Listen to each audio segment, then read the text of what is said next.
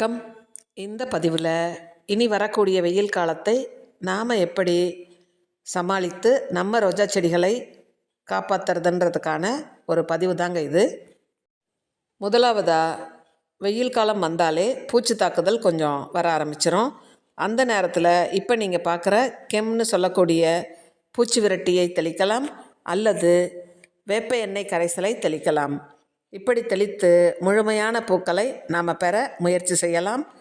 அது மட்டும் இல்லைங்க, வெயில் அதிகமாக இருக்கக்கூடிய காலத்தில் நம்ம இலைகள் காய்ந்தோ வறட்சியாவோ ஆகாமல் இருக்க நாம் சில டிப்ஸை நம்ம பயன்படுத்தணும்.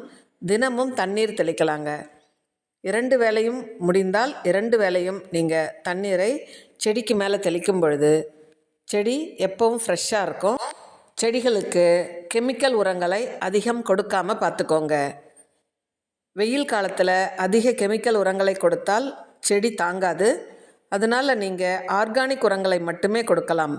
கடலை பிண்ணாக்கு கரைசல், மண்புழு உரம், நீங்கள் வீட்டில் செய்கிற கம்போஸ்ட் இவற்றை கொடுத்தே நீங்கள் உங்கள் செடிகளை வளர்த்துடலாம்.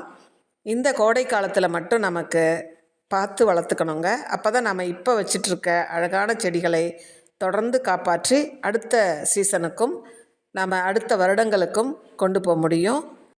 இலைகள் பசுமையாக இருக்க எப்சம் சால்ட் தெளிங்க. இந்த எப்சம் சால்ட் செடியை ஒரு ஸ்ட்ரெஸ்லேருந்து காப்பாற்றும். செடியும் ஃப்ரெஷ்ஷாக இருக்கும். சீசன் மாறும் பொழுது எப்சம் சால்ட் தெளிக்கும் பொழுது செடி அதை சமாளித்து வரும். அந்த வகையில் நானும் எங்கள் வீட்டுக்கு ரோஜா செடிகள் எல்லாவற்றிற்குமே எப்சம் சால்ட் தெளிச்சிருக்கேன். பாருங்கள், முழுமையான பூக்களையும் எனக்கு கொடுத்துருக்கு. இது சென்டிமெண்டல்னு சொல்லக்கூடிய ரோஜா. அடுத்து நம்ம தெளிக்கக்கூடிய நீரை ஐஸ் வாட்டராக கொடுத்தா கூடுதலான ஒரு குளிர்ச்சி நம்ம செடிகளுக்கு கிடைக்கும்.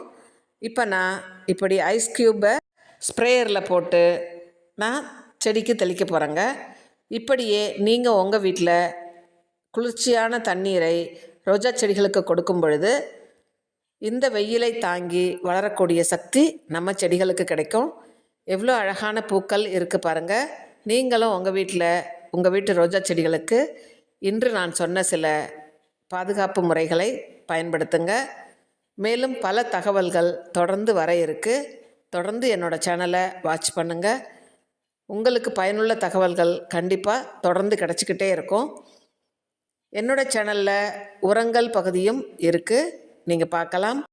காய்கறி வளர்ப்பு தகவல்கள், டேரிப்பூ வளர்ப்பு குறித்த தகவல்கள், மேலும் பல பூ வகைகள் வளர்க்கும் முறைகள் இவற்றை நான் கொடுத்துருக்கேன். நீங்கள் பாருங்கள். தேங்க்யூ ஃபார் வாட்சிங்.